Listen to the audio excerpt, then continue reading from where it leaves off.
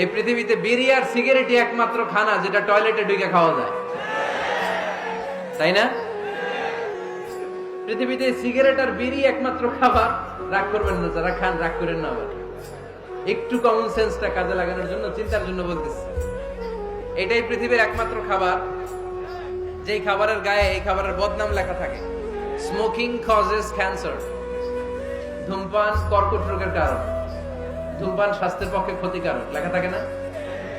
আচ্ছা ধরেন ফরিদপুরের একটা কোম্পানি নতুন চানাচুর বের করছে, ওই চানাচুরের গায়ে লেখা এই চানাচুর খাওয়ার 1 ঘন্টার মধ্যে বমি শুরু হবে আর ডায়রিয়া হবে।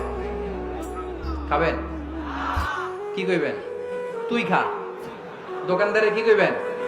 তুই খা, তোর বমি হোক, তোর 14 গোষ্ঠীর ডায়রিয়া হোক, আমি টাকা দিয়ে এগুলো কিনবো না, ঠিক কিনা?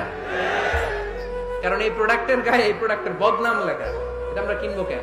কিন্তু সিগারেটের উপরে সিগারেটের বদনাম লেখা থাকার পরও আমরা খাই, টয়লেটে বসে খাই।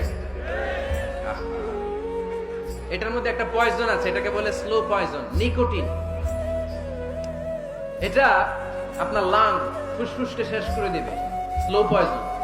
সিগারেট খাওয়া অনেকটা আত্মহত্যা শামিল। বিষ খেলে সাথে সাথে মরে, সিগারেট খেলে ধুকে ধুকে মরে। আর সিগারেট থেকে হিরোইন, গাঁজা, ফেন্সিডিল, ইয়াবা, ম্যারিজুয়ানার পথে মানুষ পথ বাড়ায়, পা বাড়ায়, তাই না? এগুলো খাবেন না। ওয়ালা তুলকু আইদিকুম ইলা তাহলুকা, নিজে নিজেকে স্বেচ্ছায় ধ্বংসের দিকে ঠেলে দিও না। জীবনটা অনেক সুন্দর, জীবনটা অনেক রঙিন, আল্লাহর দেয় জীবনটাকে উপভোগ করার দরকার আছে না নাই? এই জন্য সিগারেটকে এই ফরিদপুরের প্রোগ্রাম থেকে আমরা আজকে নো বলে দিলাম। কি বলে দিব? আওয়াজ করে সবাইকে আমরা সবাই একসাথে বলবো, সিগারেটকে কি বললাম?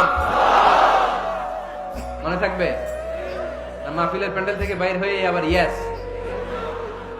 হ্যাঁ না, ইয়েস করা যাবে না। সিগারেটকে কি বললাম? নো।